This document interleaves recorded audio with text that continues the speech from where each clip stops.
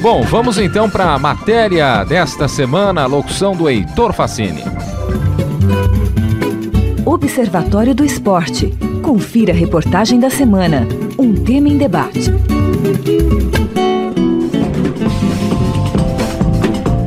Os Jogos Olímpicos da Antiguidade eram disputados na Grécia. A data mais aceita como início da competição é 776 a.C. A celebração tinha caráter religioso e de respeito aos deuses. A data aceita para o Comitê Olímpico Brasileiro como fim dos Jogos Antigos é 394 a.C. Isso se deve pela proibição feita pelo imperador romano Teodósio. O barão Pierre de Coubertin acreditava que a educação física era um fator importante na educação moral de um povo.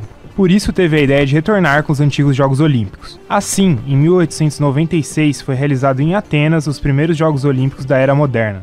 Para conseguir popularizar os Jogos e aproximar com o ideal olímpico grego, foram utilizadas certas tradições. A equipe do Observatório do Esporte entrevistou o professor da UFPR, a Universidade Federal do Paraná, André Capraro.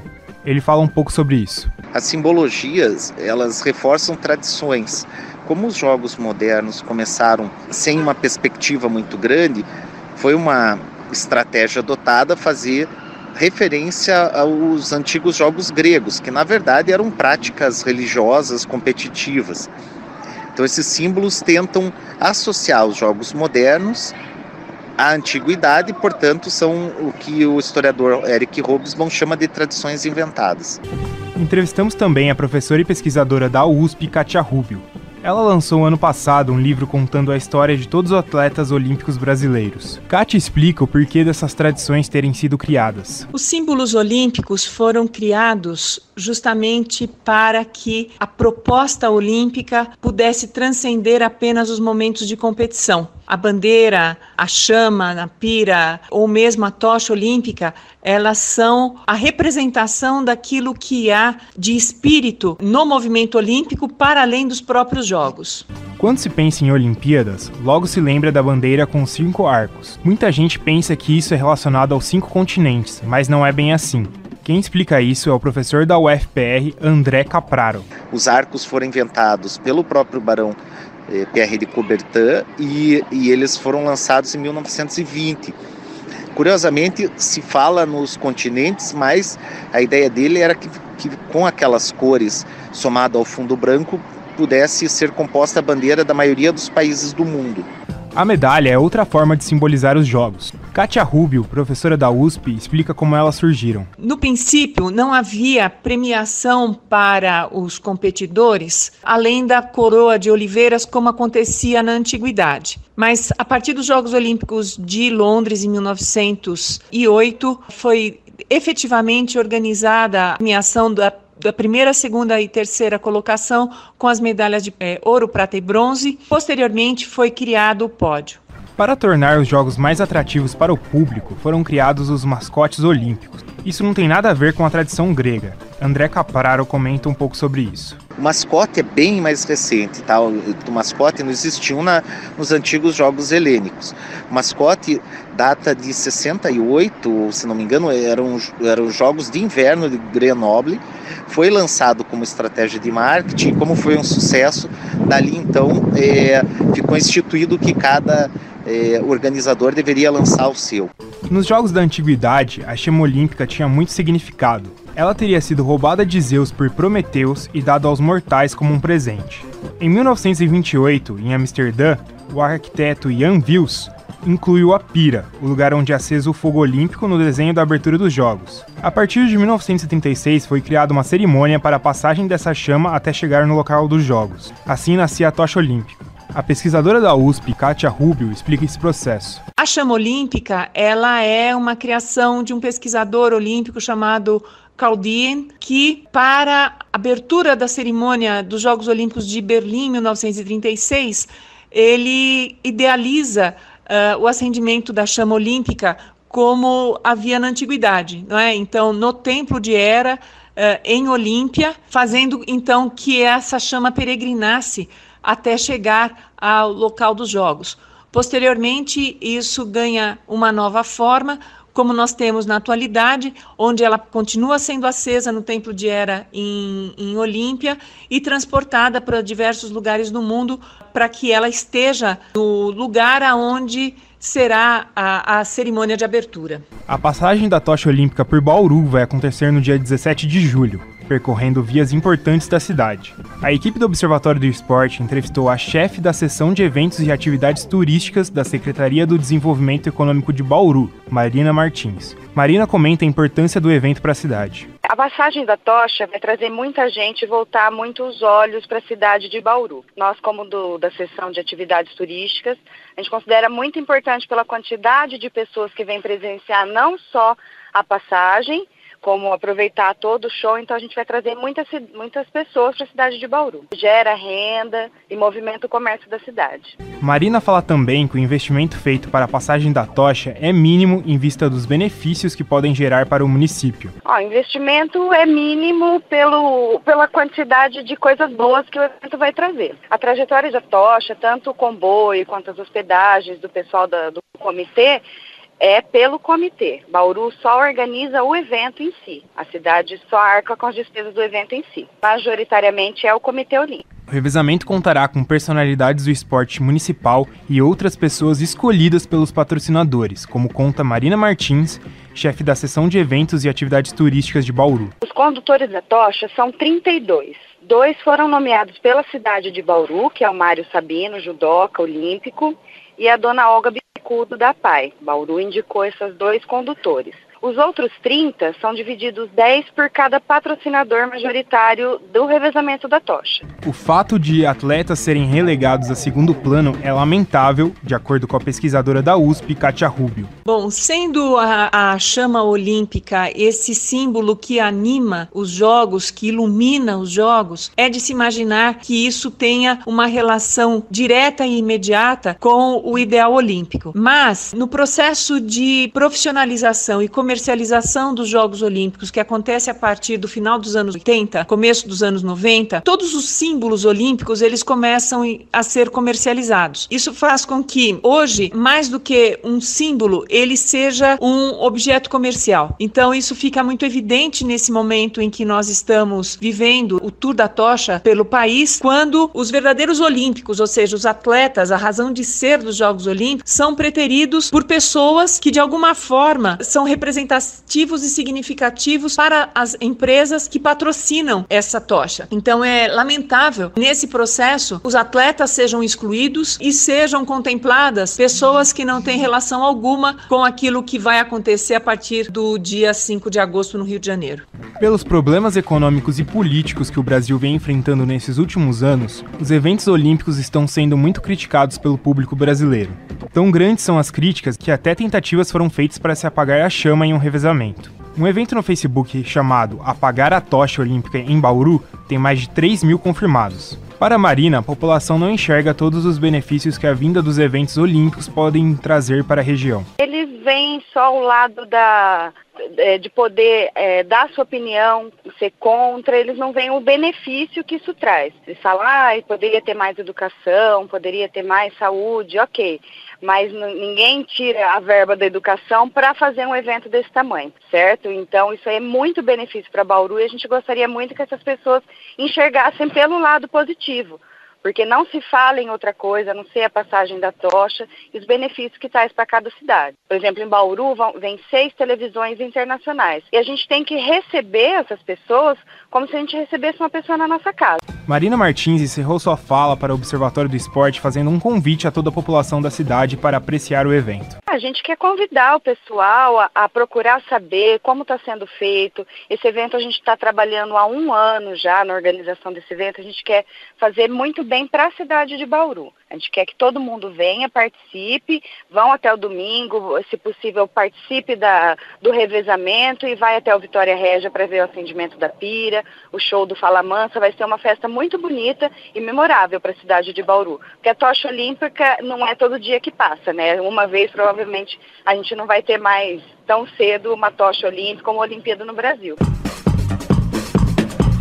Muito bem, depois da matéria do Heitor Fassini, os agradecimentos à chefe da seção de eventos e atividades turísticas da Secretaria do Desenvolvimento Econômico, Marina Martins, a professora e pesquisadora da USP, Kátia Rubio, e o professor da Universidade Federal do Paraná, o André Capraro. Continua aqui com a gente o Heitor Fassini. Também chegando o Leonardo Guerino, com ele que a gente começa. Ô, Léo, muita gente é contra, outros a favor desse tour, né, que faz a tocha por várias cidades, vários municípios do Brasil. E como a gente mostrou durante essa matéria, tem prós, contras, mas a polêmica continua e está chegando o momento da tocha chegar aqui na cidade de Bauru. Qual a sua opinião sobre isso? Um abraço para você. Olá, Guilherme. Olá a todos os amigos aqui da mesa. Olá, amigo ouvinte. Não é exclusividade do Brasil essa oposição às Olimpíadas e ao evento olímpico em si. Isso já aconteceu em outras cidades do mundo. Inclusive, aconteceu na própria Alemanha, em Hamburgo, em 2015, votaram contra as Olimpíadas. Em 2013, votaram contra as Olimpíadas de Inverno. Então não é exclusividade do Brasil uma oposição ao evento olímpico. Que fique claro isso. Vale lembrar também que quando o Brasil foi se candidatar para receber as Olimpíadas, ele estava vivendo um momento estável de economia. Ele não estava com os problemas de crise em alta, como a gente atravessa hoje. Exatamente. Então ele estava num momento mais estável. Então isso favoreceu com que a população, a primeiro momento, aderisse a trazer as Olimpíadas para cá. Só que é difícil você apoiar agora o evento tendo em vista aos problemas econômicos e políticos que temos passando. Dá para traduzir que praticamente tudo hoje gera revolta. Exatamente. Você saber que o Rio de Janeiro, atravessando todos os problemas econômicos que ele vem atravessando, ele ainda investir num evento com que gastou mais de 10 bilhões para ele ser formado, isso revolta a população. É muito bem lembrado. Acho que o Zeca também tem um trabalho sobre isso, né, Zeca? Sobre a cobertura dos jornais quando o Brasil recebeu a concessão e autorização para divulgar. E, se não me engano, uma das capas de um jornal que você analisa tem uma foto da praia do Rio de Janeiro, Copacabana, com milhares de pessoas ali comemorando isso. Então foi muito bem lembrado pelo Léo. Ou seja, no primeiro momento, ninguém comentou sobre isso, ninguém pensou sobre o gasto, ninguém pensou... Foi algo extremamente positivo e comemorável. Positivo, né? Talvez pelo momento que o Brasil estava passando. E hoje, momento de crise, aproveita a questão das manifestações. Carlos Napolitano, o Brasil foi escolhido sede dos Jogos Olímpicos. O Brasil, aliás, o Rio de Janeiro, em setembro de 2009, dia 3 de setembro, no evento do COI em Copenhague, na Dinamarca. No dia seguinte, eu consegui reunir 60 capas, aproximadamente, de jornais brasileiros noticiando o fato. Dessas 60, 59 tinham um direcionamento único. Euforia, alegria, júbilo, contentamento pelo fato de o Rio ter sido eleito na terceira tentativa. Das 59 que tinham essa manifestação de euforia, mais da metade ilustravam a cena da praia de Copacabana, onde foi montado um telão e onde milhares de pessoas acompanharam o anúncio diretamente de Copenhague. Um outro tanto, uns 30%, colocaram imagens do Cristo Redentor, que eu acho uma coisa espetacular. O Cristo como ex-libris do Rio de Janeiro e, ao mesmo tempo, uma demonstração de um ícone religioso do Brasil, apareceu com muita frequência. O jornal o Globo é o único que se distinguiu um pouco, porque ele coloca a imagem de Copacabana na parte superior da primeira página, mas embaixo ele diz o seguinte: faltam 7 anos para arrumar a rede hoteleira, despoluir a Baía de Guanabara, arrumar as obras de mobilidade urbana e arranjar as arenas esportivas. Não deu tempo. Ele fez uma cobertura um pouco buscando esse lado dissonante, de que é uma euforia, porque o Brasil vai ser sede, o Rio vai ser a sede dos Jogos, mas que havia uma série de questões estruturais a serem resolvidas, providenciadas, e ele chamava atenção para isso na primeira página do dia 4 de setembro de 2009. Né? E aquele universo majoritário de júbilo e euforia fica muito ilustrado com o acompanhamento que os meios televisivos estão dando do percurso da tocha. O percurso da tocha parece que é uma outra festa que acompanha os Jogos Olímpicos. E a gente não coloca a nu essas questões que envolvem patrocinadores, interesses de anunciantes e uma série de problemas que eu acho que tem a ver com a escolha das pessoas que representam a cidade para caminhar com a tocha. Eu acho que deveria haver atletas olímpicos ou ex-atletas olímpicos fazendo isso, pessoas que têm alguma relação com o esporte, e nem sempre o critério é esse. Quando a tocha passou no estado de Goiás, Zezé de Camargo e Luciano foram uns dos escolhidos para fazer o anúncio Sandra Nemberg, da Globo, foi... Bom, a Globo como patrocinadora, como tinha uma cota, sócia da organização do evento, porque ela é uma sócia porque pagou para transmitir o evento, não é só a Sandra Nemberg que apareceu, vários atores e jornalistas têm aparecido. Galvão Bueno, em Londrina. Sim. Pois é.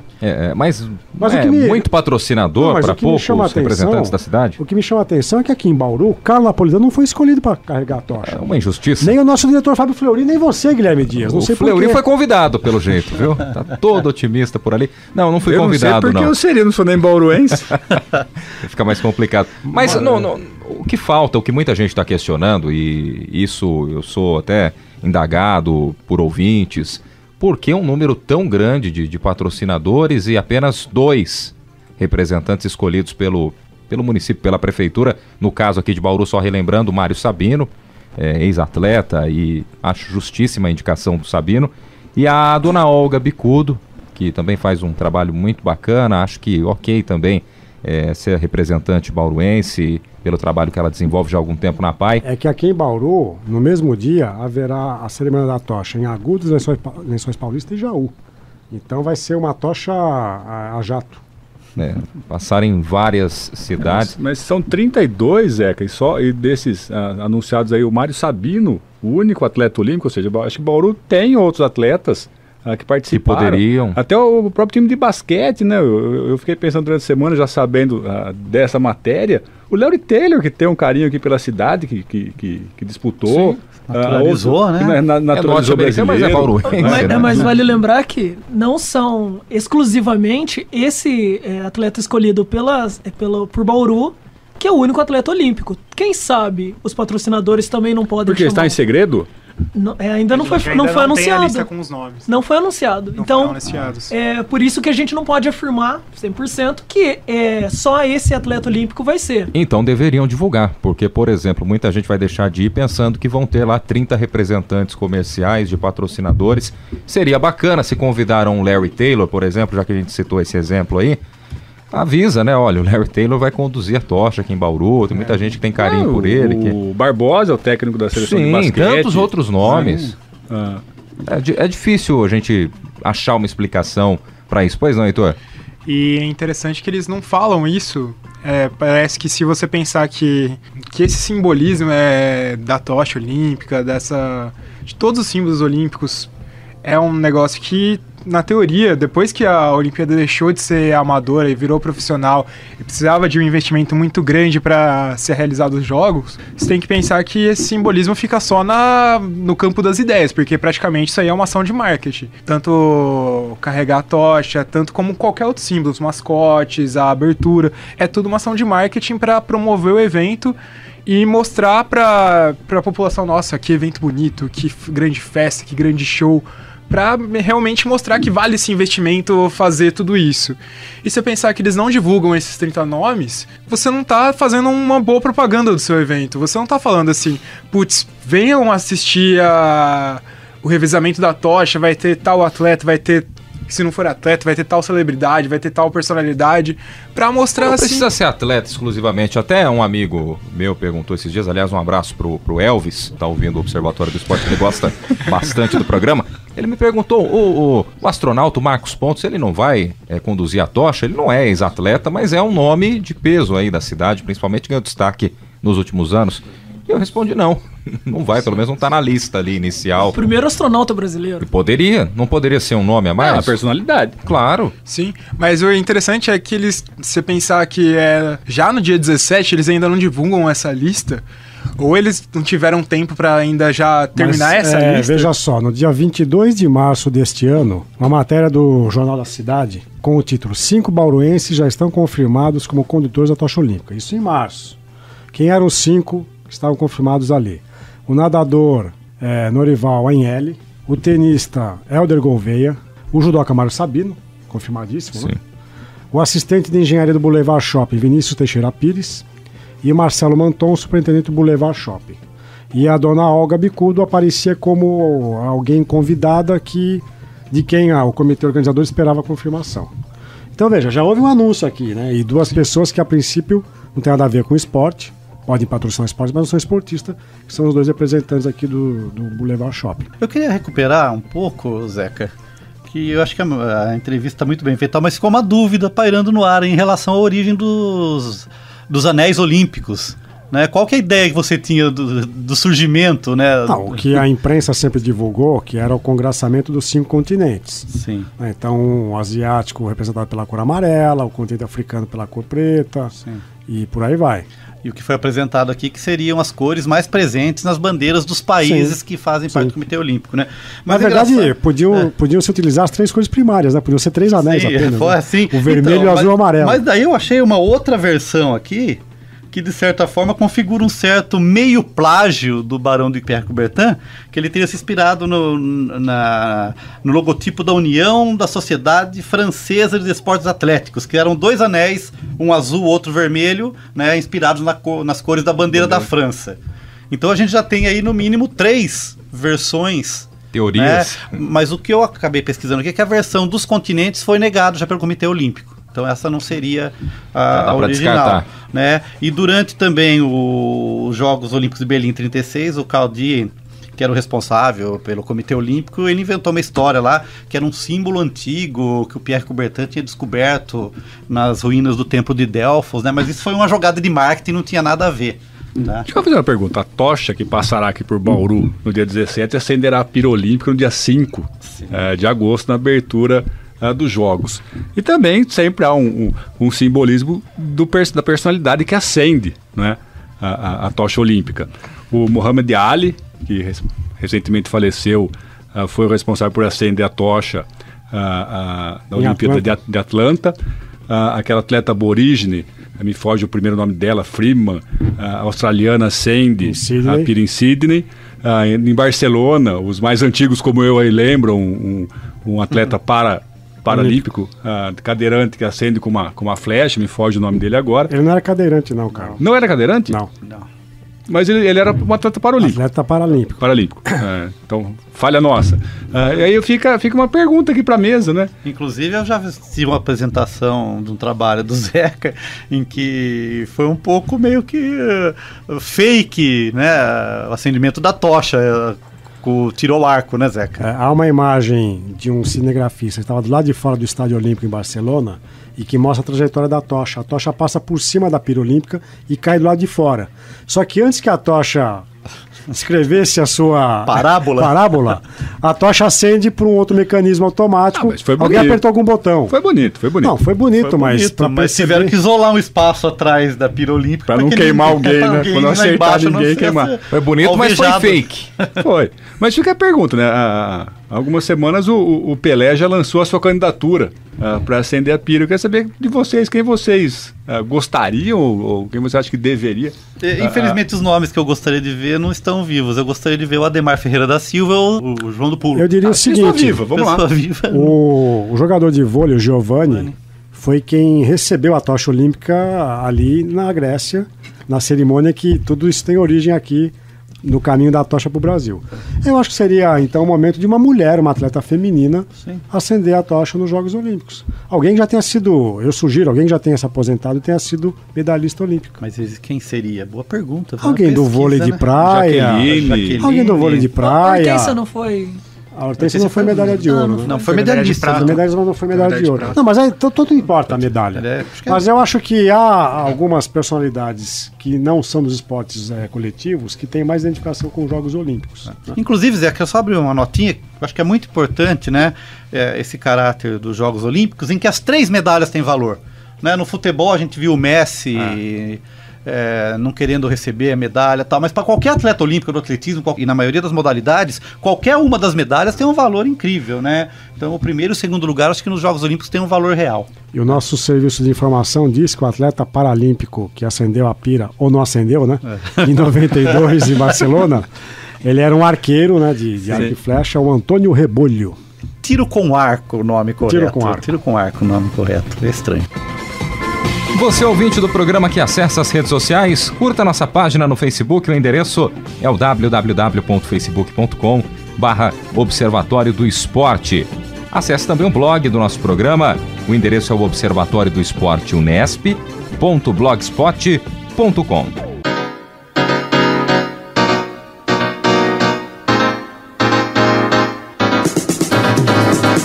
O Observatório do Esporte deste sábado vai ficando por aqui. Teve locução do Heitor Facini também, do Guilherme Dias, comentários de Zeca Marques, Tuca Américo e Carlo Napolitano, equipe de reportagem com Heitor Facini, Leonardo Guerino, Isaac Toledo, Gabriela Brizotti e o Leonardo Del Sante. Direção, Fábio Fleury. Produção técnica, Paulo Pepa. O Observatório do Esporte é uma atividade de extensão do GCF, Grupo de Estudos sobre Comunicação Esportiva e Futebol da Unesp. Para você, um grande abraço, obrigado pela companhia e até a próxima. Observatório do Esporte, informação além das 4 linhas.